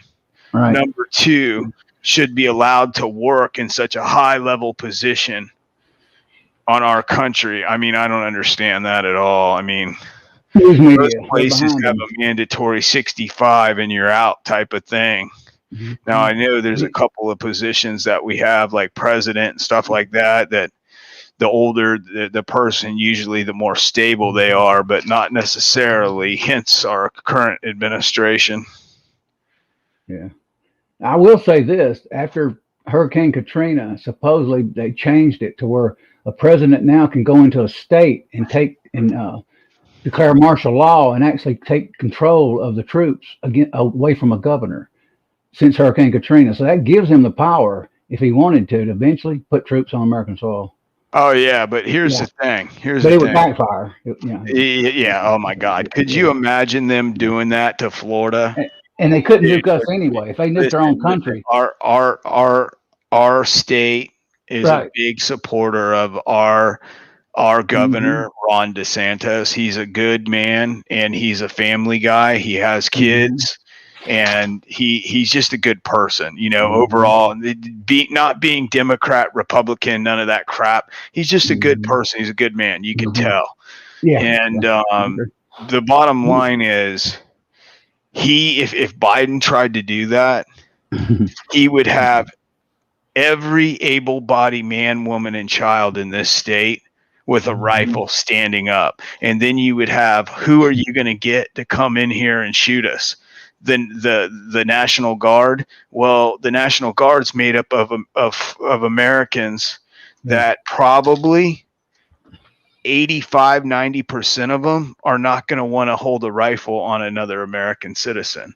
That's against what they kind of signed up for, and that's again, and they're not going to want to do it. Law enforcement has already declared the state of Florida, their sheriffs have, that they're not going to enforce any unconstitutional and illegal law, because they said if it's unconstitutional, it's illegal, and it's illegal for us to enforce. And they said even if they threaten to pull their federal funding, we will go and raise money on a private basis from our constituents in Florida. In other words, they will self-fund themselves out of from donations. And there's enough rich old people in Florida, trust me, that don't want to be living without police, and they will fund the Orange County or the Orlando in the Orange County and the Volusia County Sheriff's Department, every sheriff's department in the state of Florida. As long as those guys stand up for our rights, we'll stand up so they have a job and a paycheck. Hey, we don't need the federal government. I watched a little bit of it today, and he states when he starts out saying, ever since the Second Amendment, basically it was written in the Constitution is what he meant. He said the government's been able to control certain weapons, or basically control us with reasonable gun control is what he meant. And I thought, man, that's weird. That was never written back then. We didn't have no gun control back then. But anyway, enough of that. Gun control wasn't invented until the 80s. Right. I mean, in 1934, when what they were doing back then was they were trying to deal with, okay, here's the thing with most politicians, they're lying because their mouth is moving. But the bottom line is this: they always want to blame things on, they don't want to blame people for anything, because if they blame people, then people can blame them. So they want to blame immaterial objects. This guy didn't get the job done because the sewer pipes broke and this and that happened. No. He didn't get the job done because he's incompetent and couldn't handle his responsibilities, was derelict in duty, and failed to keep the sewage services regulated and basically worked on correctly. So then they dump millions of gallons of raw sewage into Tampa Bay, and they wonder why all our sea turtles and all our fish are red tiding and floating up, during tourist season, just a bunch of dead fish and shit all across the surface for all of our tourists to enjoy. Wouldn't even get in the damn water, let alone walk on one of these beaches. That's all I wanted to say about politics on that part, just because it involved gun control. I wanted to talk about it. Yeah. But yeah, enough of that. But I'm just knocking these cases out, and what I do is I run them up in here nice and smooth and slow, one continuous action. Then when the press hits its dead stop, I leave it held there for like a 1,000, 2, 1,000 count. And then I slowly bring up till I feel resistance and just go up. and no problem. Not bending the head of the case like I was on that other press. You know, it's so much easy. It's just so easy to get this piece of brass back out of the die. It's just it's a joy to do it because I don't have to use so much force that I feel like my back is going to twist around. That goes to show that little turret can do some accurate ammo. Oh, it can. This little turret is no joke. Lee, a lot of people talk a lot of smack about Lee, but you know what? Lee has gotten more people into reloading ammunition than all the other manufacturers put together combined. Yeah. Because they are so reasonable that they offer some kits that can get you involved in reloading for an affordable rate that isn't going to break the bank.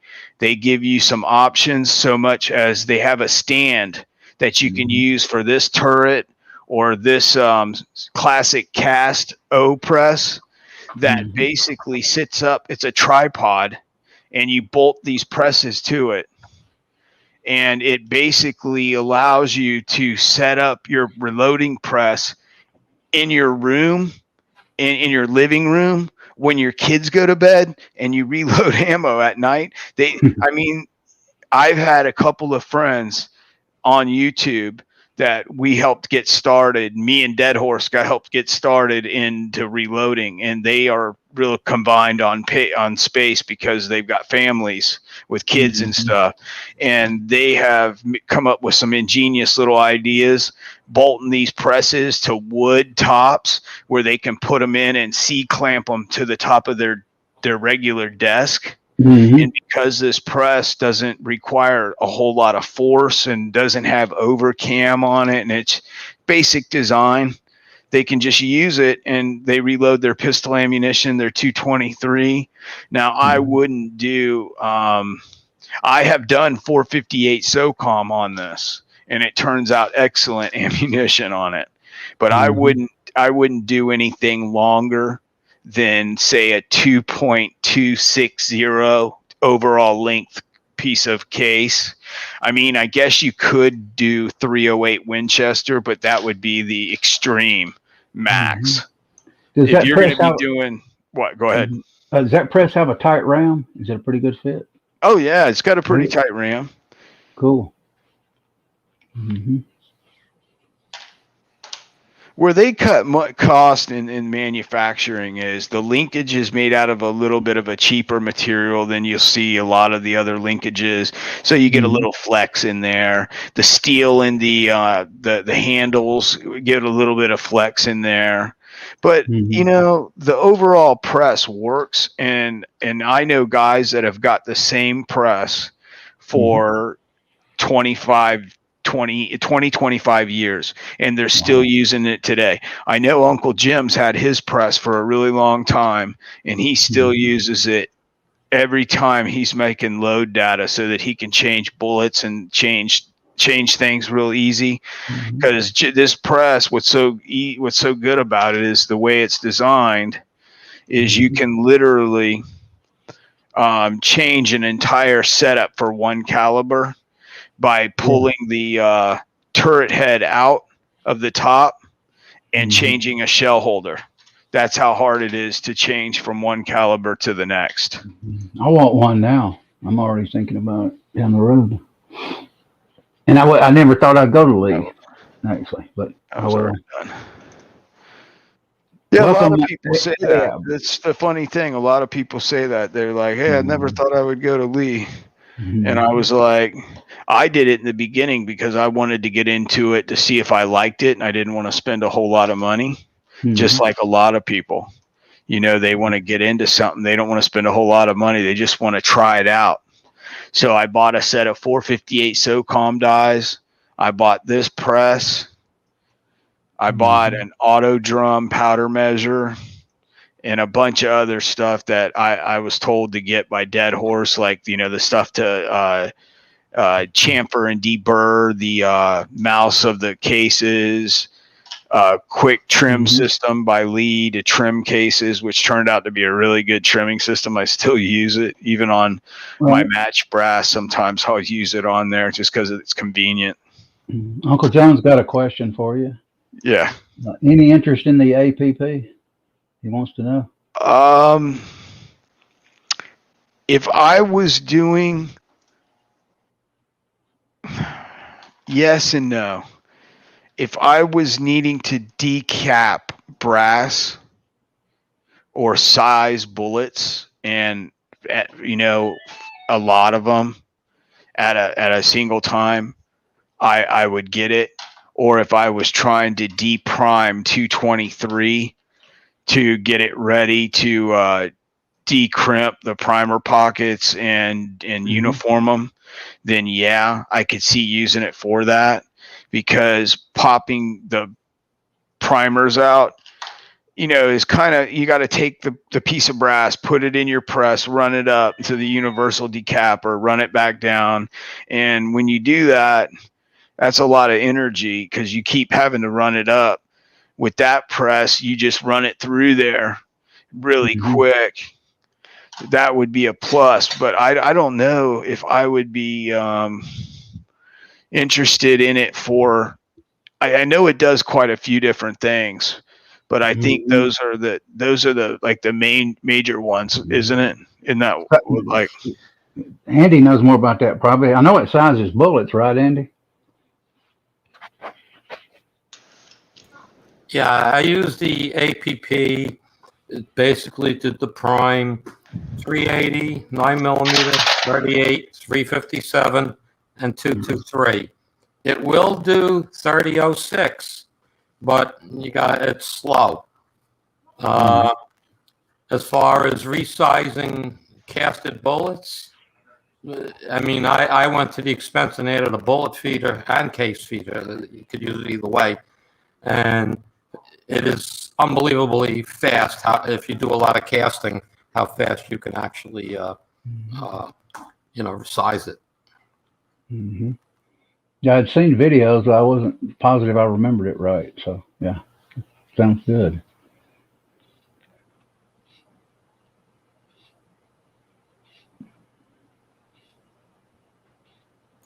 And I also use the ACP press for priming. And again, 380, 9mm, 357, 38, and 223. 223, you got to go a little slower because of the case wobble. And you can also prime 3006 on it. So it does do what it's supposed to. And you can feel when you use the ACP, you can feel the primer go in. You know if it's seated or not.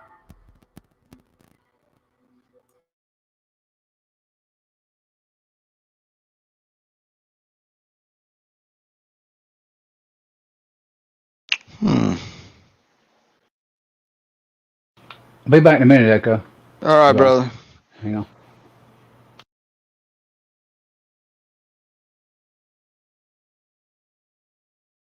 So Andy,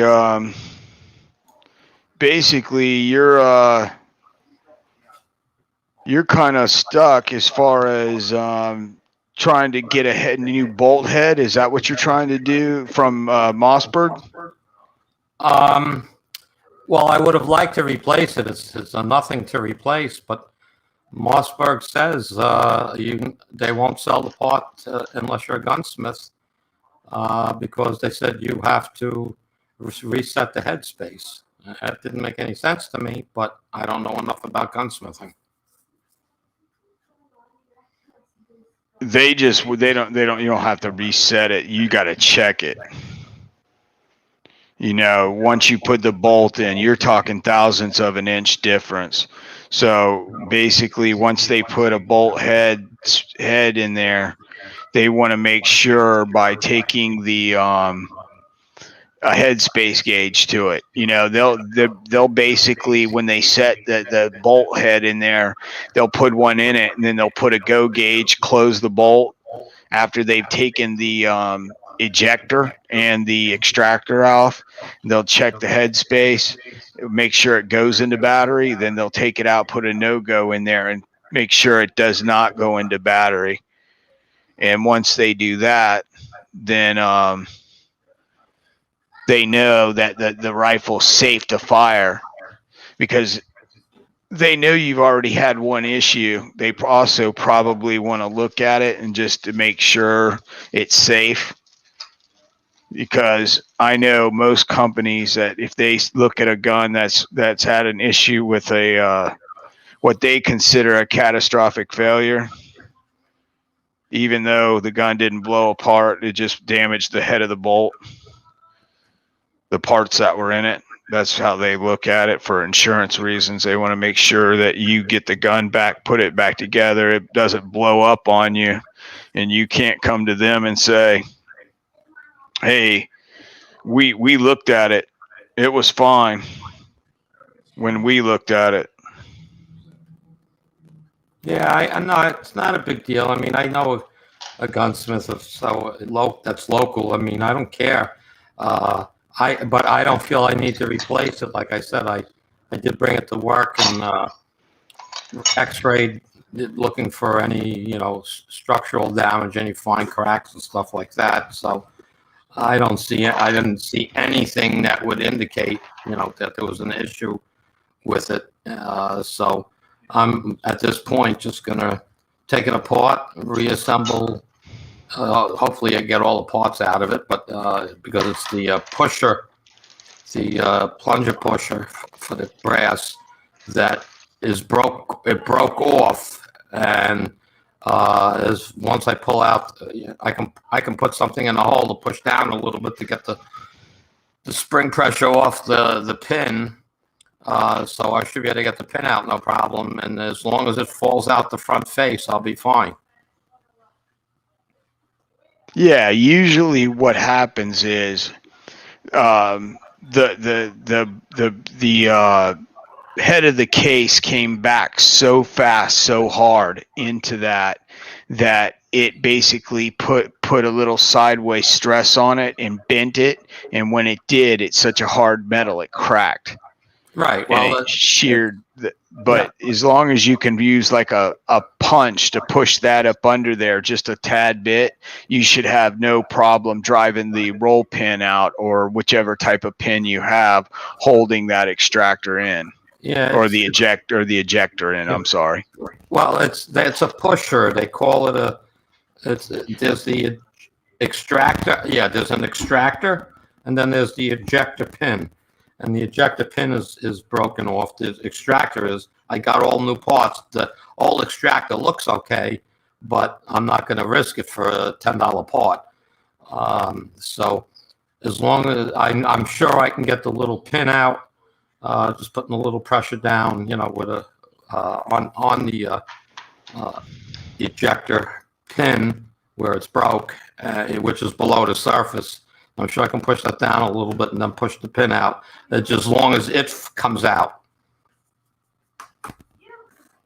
Oh yeah. Once I get the pin out, if the ejector comes right out, then I'm home free. But I'm not too concerned about that because I don't work there now because they've been slow. But for 15 years I worked in a machine shop. I can bring it in and have the guy. He'll drill it out. Oh yeah.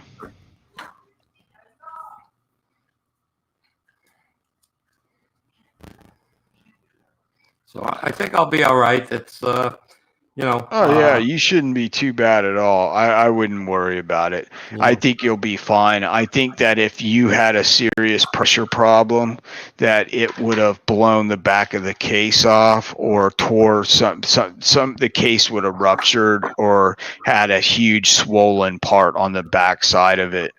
Yeah, near the head. None of that.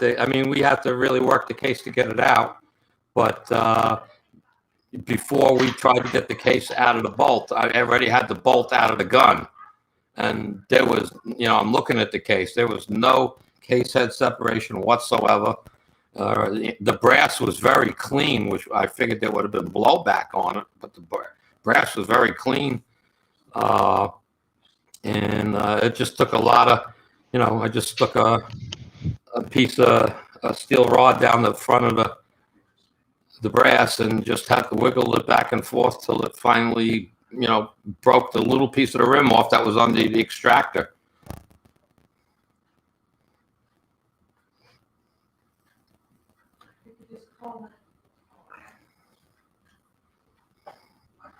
It's all right. It's just something I want, the reloading community to at least listen to when it comes down to crimping any rifle bullet.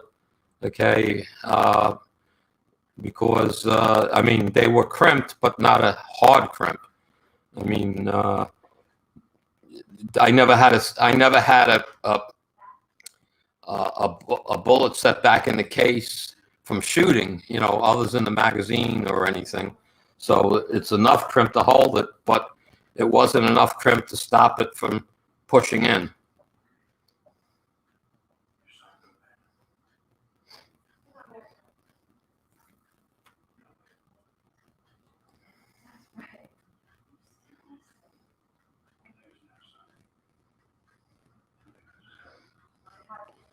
Well, I do want to thank you for letting me come on and take up part of your show tonight.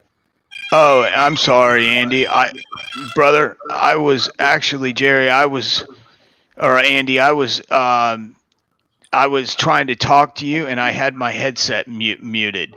What I was saying was I'm glad that you were okay, and you got to be careful sometimes to have enough crimp with especially gas-operated rifles, and here you had an issue, a similar one with a bolt-action rifle, just because you didn't have enough crimp on the cartridge mouth to the bullet.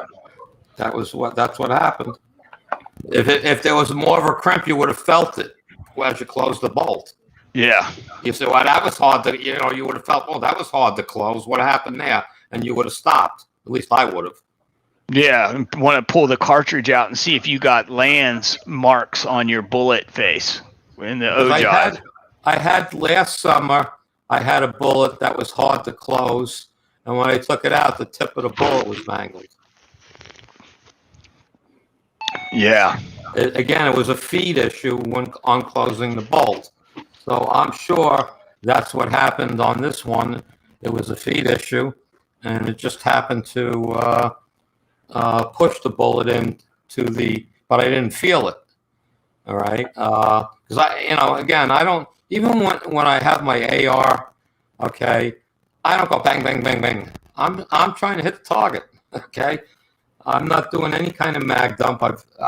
I think I did one mag dump since I own my AR, and then my mags are only 10 rounds. So, and because they don't allow it at the range anyway. They don't allow you to do that. They'll be all over your ass. But, I take a shot, recover, regroup my thoughts, get comfortable again, look down the scope and pull the next one. So it was a stupid accident. And again, closing the bolt, I felt nothing. So it just pushed it in and then it chambered. It had to be. That's the only thing that makes any sense.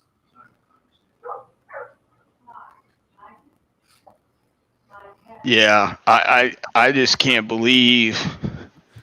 I'm just glad that you had it in that Mossberg, because that's a strong action.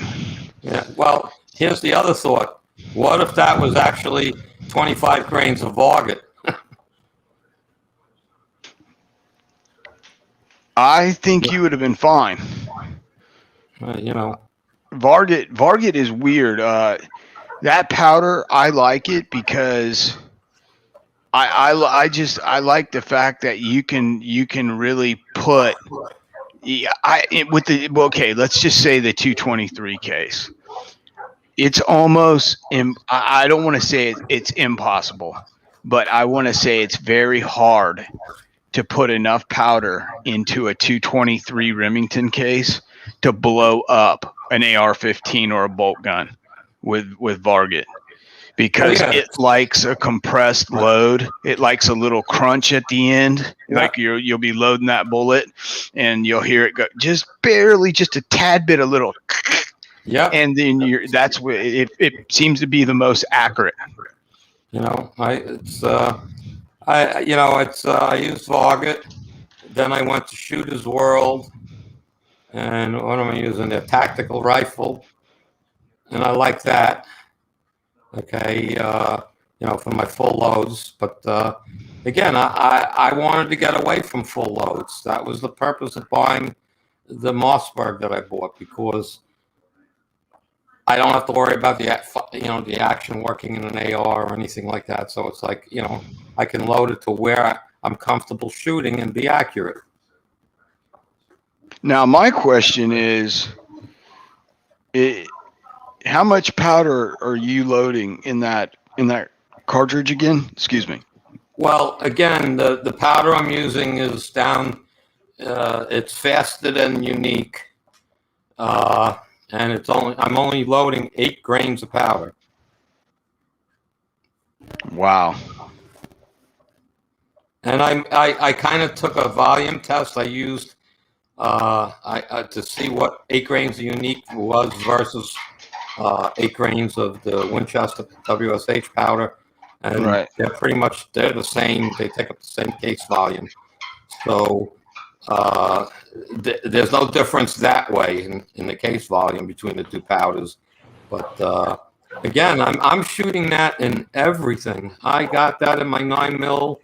Okay, I mean, Kenny helped me work up a load with the zinc bullets, and I'm using 4.3 grains of that. Okay, it's right there, Right. Okay, and the bullet just touches the powder. Okay, that's a max load for that powder, for that bullet. And I went out there and tested it. I put 4 grains. I put 4.1, 4.2, 4.3. The 4.2 was, I would say, a tad bit more accurate than the 4.3. So that's where I'm actually loading it in 9mm. 3006 is 12 grains, and it's flawlessly shooting. There's no primer, nothing. The primer is perfect. No, pressure signs whatsoever. Same thing on the 223. I shot a ton of that stuff with lead, and no pressure signs whatsoever. And the bullets actually size a little easier. They don't stretch as much. The brass doesn't stretch as much.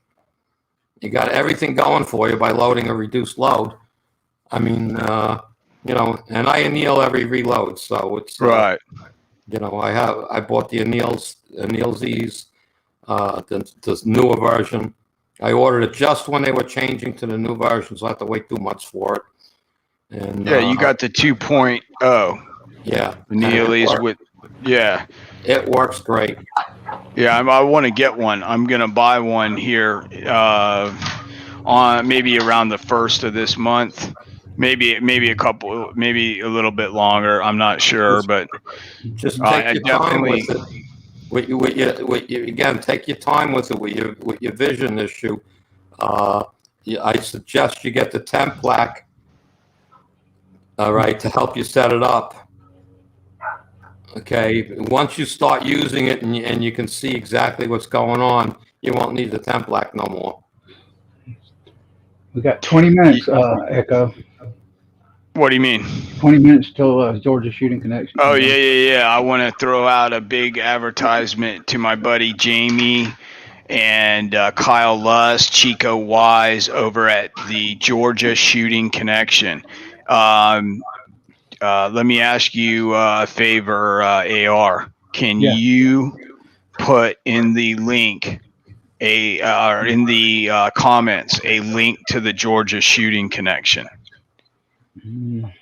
You know how to do that? Oh, yeah. I know how to do it. Hold on. That's good, because I don't. I'm not an admin, so I can't do it. Oh, okay. I'll have to change that for you. Yeah. On the phone and do it.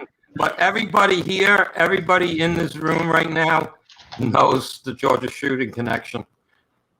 Oh yeah, I just like to help out in case somebody comes across this chat later. they'll see the live stream, the live chat, and I'm helping Jamie out. He helps me out, so I like to return the favor. Yeah, well, they're both on the side chat. Well, James out there. Uncle Jim's out there. Yeah. Cool. Howdy, fellas. What's going on? Uncle Jim, I'm using your press of choice.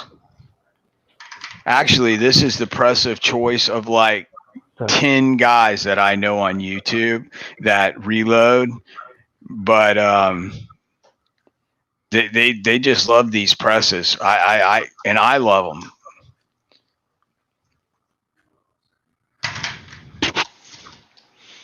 Well, I have the new version of that press, Echo.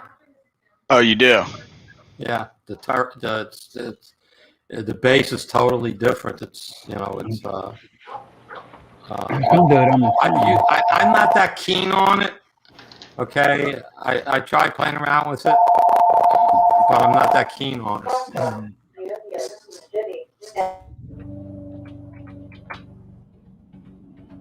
Yeah, I think you've got the aluminum down here at the base. It's aluminum instead of cast iron.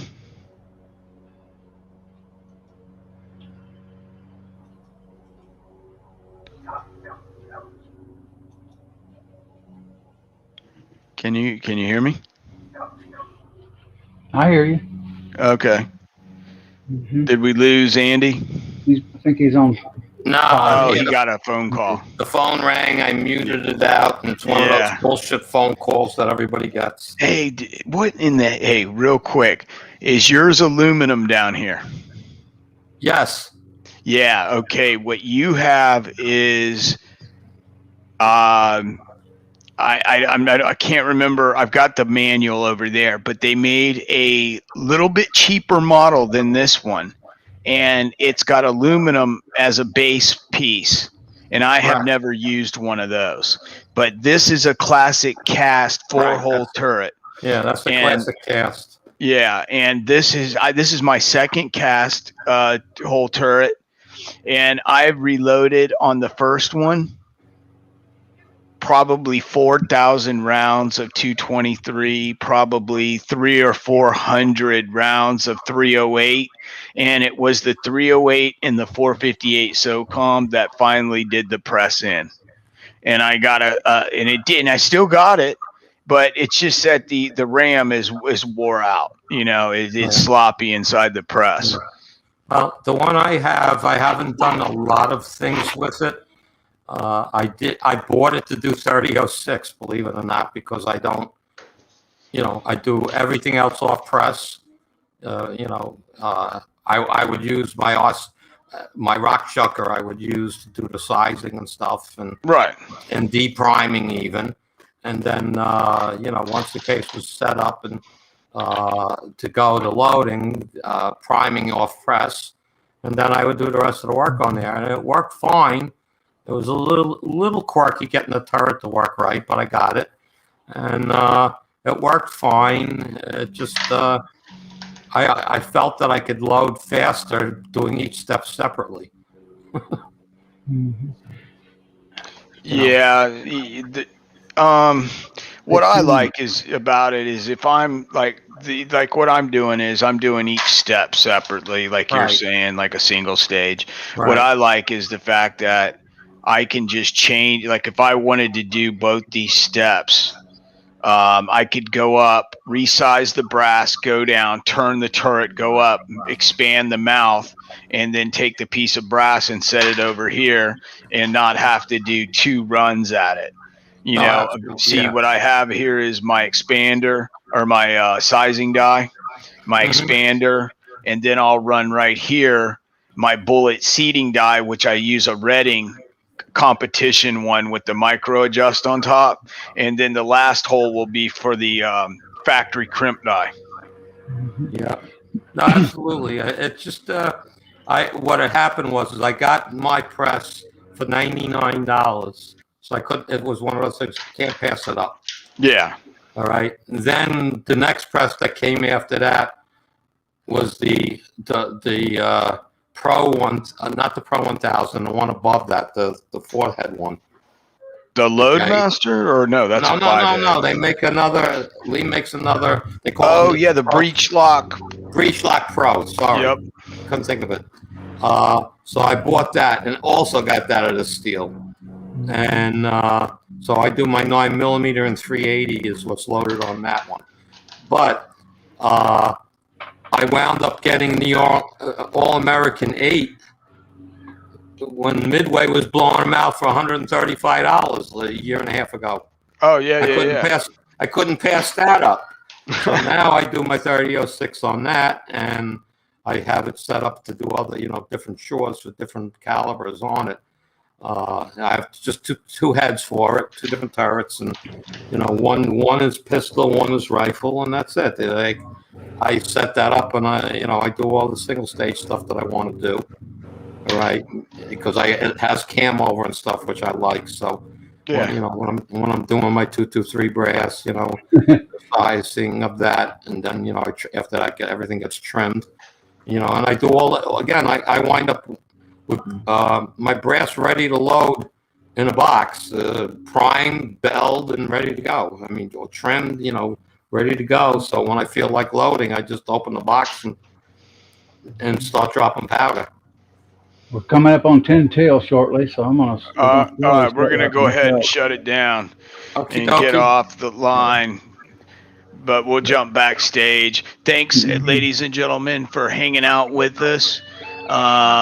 We are clearing the airways, making room for the Georgia Shooting Connection, which will be coming on at 8 p.m. on the Georgia Shooting Connection channel. Everyone, we may be coming back later this evening to finish up some reloading. I may be throwing some varget and go ahead and seat some bullets, but that's not 100% yet. So stay tuned. Yeah, I may come back later too. Check you out. Yeah. We'll talk. Thanks for having me on. Hey, yeah, not a problem. Has my audio been garbled or anything? Yeah, it's a little bit crackly, like a little bit. I don't know why that happens. I have no idea. Yeah, it was great having everyone on here. Good to see everyone in the side chat. Thanks, Andy. Okay. Just want to say hello. Catch you all later. Yes, see you around, everyone. We will see everybody in Georgia. Yes, see everyone on Georgia. Bye bye. Have a good evening.